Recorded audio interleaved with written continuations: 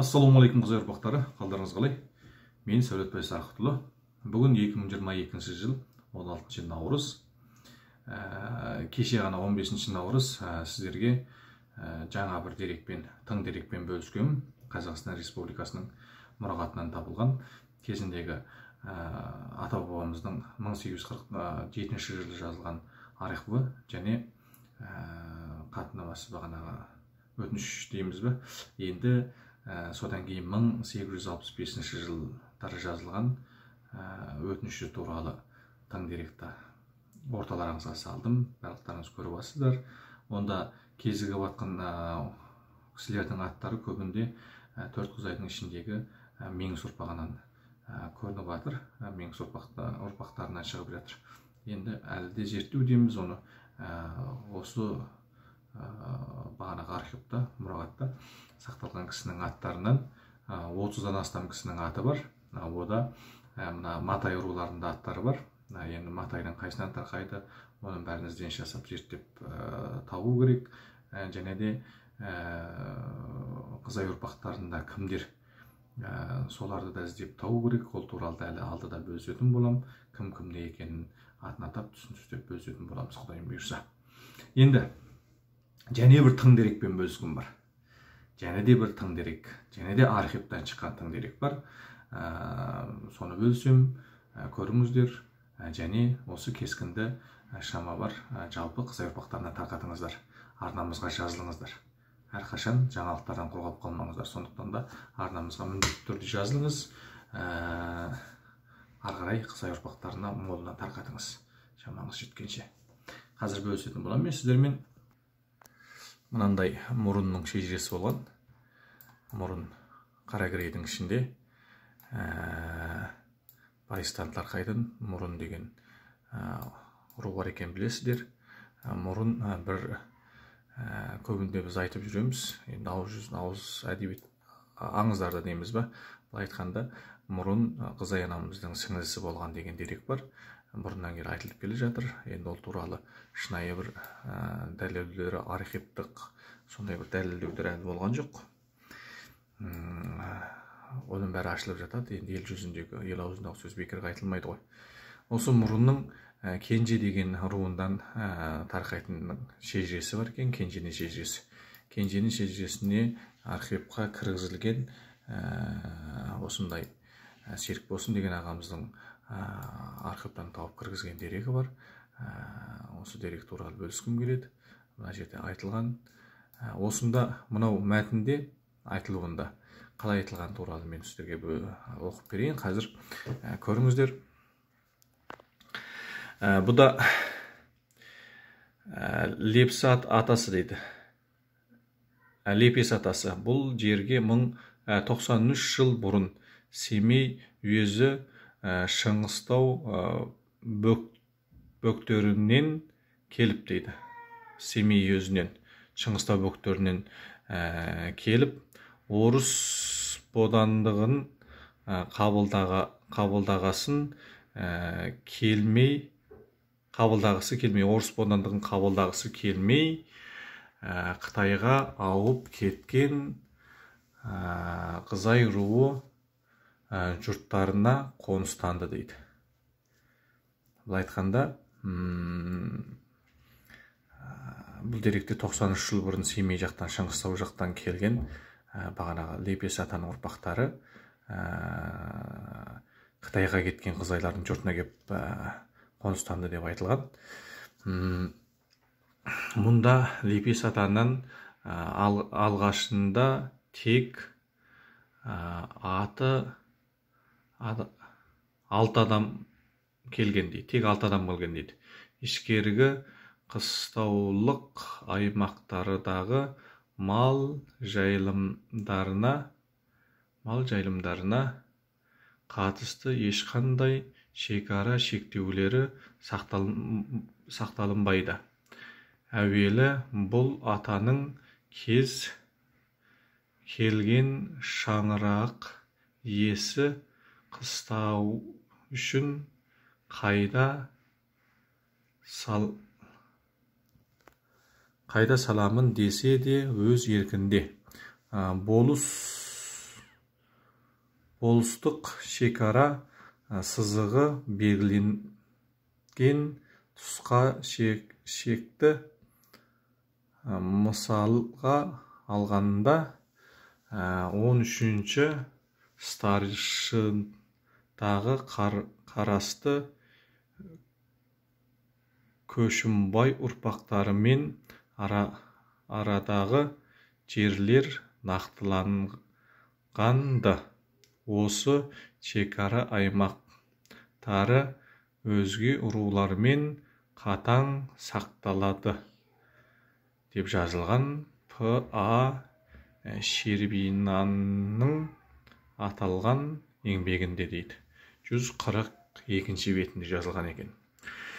Яғни бұл да жоғарыдағы деректің жазылған уақыты 1899 жылы жазылған екен. Енді 1899 жылы жазылғанда бұдан 1899 жыл жазылған екен бұл дерек. Енді 93 жыл бұрын деп жазылған дерек бойынша. Сонда 1899-дан 93 жылда алып тастайтын болсақ, 1806 жыл болып шыға келеді. Яғни 1806 жылы Мұрынның ұрпағынан Лепес деген ата өз 6 баласын бастап сол жерге келген екен. Яғни ал келгенде ол өстіп архивке түскен. Архивте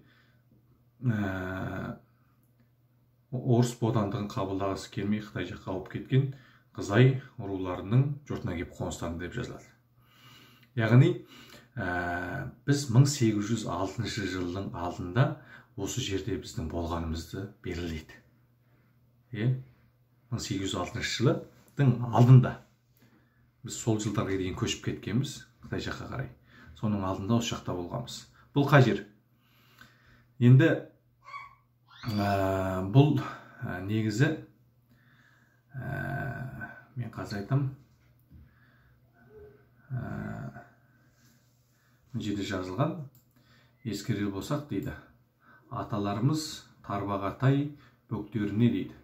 Шыңғыстау өңіріне 1806 жылдар шамасында келген дейді. Бұл қай жер? Тарбағатай бөктері. Көрдіңіз бе? Тарбағатай бөктері. Қоныс аударып келген дейді. Қоныс аударып келген делдік па? Келіп қоныстанған аңғаруға болады дейді. Ал Айдар атамыз ұрпақтары аталған аймаққа арқадағы Есіл Нұра өзендерінің аралығында көшіп келгендігі жайлы төмендегіндей деректер жазылған дейді. Енді ол басқа дерек қой. Енді сол Мұрынның ұрпағының ішінде Айдар деген кісінің ұрпақтары ол Есіл Нұра жақтан көшіп келген. Бұл айтқанда сол Тарбағатай бойына. Яғни бұлға жер деген кезімізде қазіргі Шығыс Қазақстан облысының Ақсуат жағы. Тарбағатай ауданы деп аталады қазір. Кезінде Ақжар ауданы ма солай деп аталған. Қазір Тарбағатай ауданы. Тарбағатай ауданының орталығы Ақжар ауылы деп есептелінеді. Ақжар емес немене, Ақсуат деп есептелінеді. Сондықтан сол Тарбағатай бөктеріне де біз болғанбыз. 1806 жылдың алдында Қызай ұрпақтары біз сол жерді қоныстанғанбыз. Бірақ енді 1-2 жыл емес, біраз жыл қоныстанғанымыз белгілі. Өйткені егер бір 5-10 жыл ма, одан 10-20 жыл ма қоныстанған шығармыз, 5-10 жыл. Бекер олай болмаса, орта жолда келіп, көшіп келіп, 1 жыл, 2 жыл тұрып кетіп болған болсақ, біздің жұртымыз деп есептелінбейтін еді. Қызай ұрпақтарының жұрты деп есептелінбейтін еді. Әрине. Сондықтан да біз ол жерде көп мекендегеніміз белгілі. Ол қазіргі Ақсуатта маңайы деп айтуға болатын шығар. Тарбағатайдың бөктері. Тарбағатайдың, яғни солтүстік жақ бөктерінде біз сол жақта қоныс тепкенбіз. Бұл тың дерек. Яғни. Енді мына бір нәрсені қарайық. Біз кеше ғана сіздерге жолдадық YouTube арнасына шығарған кескінімізде. Бұда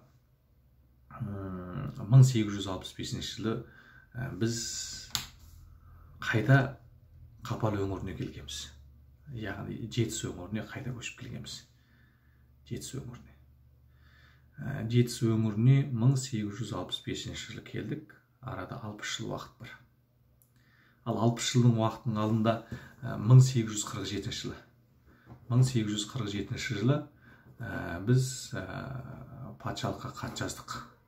Қытайда тұрып, сол жақта тұрып, ақ патшаға хат жаздық. Ан жақта тыныштық болмаған себепті. Енді оны есептейтін болсаңыз 41 жыл уақыт болады. Біз Қытай жаққа барып, 41 жыл мекендегеннен кейін ақ патшаға хат жазып, бері қарай қоныс теууге қарай әрекет жасадық. Мүмкін біз 65 жылдан бұрын да біздің біраз ұрпақтарымыз келген болу керек. Ол туралы ізденіс жасап әлі талай деректерді ақтарамыз, Құдайым бұйырса. Сондықтан біз мына нәрсені білуге болады бізден. Біз бағанағы Тарбағатай бөктерінде болып, одан біз Зайсан жаққа бардық дейміз. Одан Қытайдың Тарбағатайы, Чәуешек, Шағын Тоғайлар мекендедік дейміз. Сол аралықтардың уақыты бір 40 жылдың маңайы деп айтуға болатын, білуге болатын шығар енді. Бірақ бірден біз Тарбағатай, Ақсуаттан бірден Қытайға өтуге өткен жоқ та шығармыз бәлкім. Бәлкім одан да бір 5-10 жыл кеткен болу керек. Мысалы, Маңырақ тауына қарай бардық дейміз. Маңырақ тауынан барып Зайсанға асқанымызша осында уақыт кеткен болу керек. Оған да бір 5-10 жыл кеткен болу шығар, ақырын жылжыған кезімізде. Сондықтан да осы аралықты біз 40-60 жыл деп айта алады екенбіз. Бағанағы Ақсуаттан Қытайға қарай асып, Қытайдан Шаған Тоғай жерлерінде өмір сүріп дегендей, содан айланып, қайтадан Жетісу өңіріне қарай асып келуіміздің аралығы 40 жылда 60 жыл аралығындағы уақыт. Сол уақытта біз қайтадан Қазақстан жеріне қарай қоныс аударып келгенбіз. Енді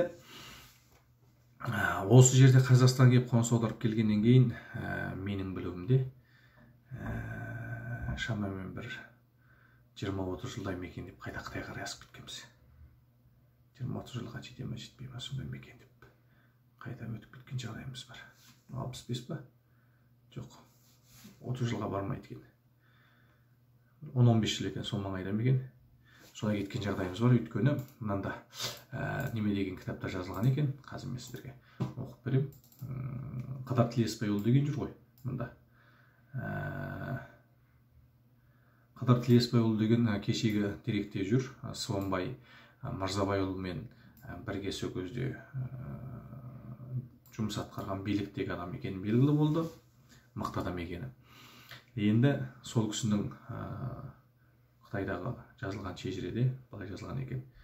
Қыдар Тілесбайұлының қазірше туған жылы мен туған жер белгісі дейді. Тек 1870 жылдардың басында Сайрам көлінің батыс жағындағы Ақбайтал Арашап өзенінің жағасында қайтыс болып, сүйегі сол Сайрам көлінің жағасына жерленген. Кезінде Қызайдың атқамінерлері жиналып, Қыдыр молданың қабырына 100 жылқының жал құйрығымен 100 серкенің жөнімен балшықтан араластырып, ұзынымен ені 8 метр айналасында үлкенді кішілі тастардан қорған қалап күмбез жасаған жұрнағы қазірге дейін сақталуда дейді. 1840 жылдары Қыдыр Даярхан деген ұрпағы барып басына Құран оқып қайтқан дейді. 1940 жылдар дейді. Енді осы жерде 1870 жылдары Сайрам маңайында қайтыс болған туралы айтады Қыдырдан. Енді біз кешегі деректе 65 жылы немеде Қапалға барып сол жерге қоныстанған туралы айтылды. Енді аралықта 70 жылдың басы дейді. Сонда бір 5-10 жылға жетпейтін уақыт болып отыр ғой. 70 жылдың басының қай жылдар? 71 ме, 72 ме, 73 ме белгісі де. Сонда бір 7-8 жылдан кейін бағанағы Меңістің ұрпағы Қапал өңіріне қайтып келіп Жетісу жаққа, Қазақстан жеріне. Одан қайда Қытай жеріне қарай өтіп кеткен туралы білуге болатын шығар бұл нәрседен. Өйткені Сайрам көлінің маңайында немене сол жақта қайтыс болды. Қыдар Тілесбайұлы. Сол біз бұл нәрседен не білеміз? 1806 жылы.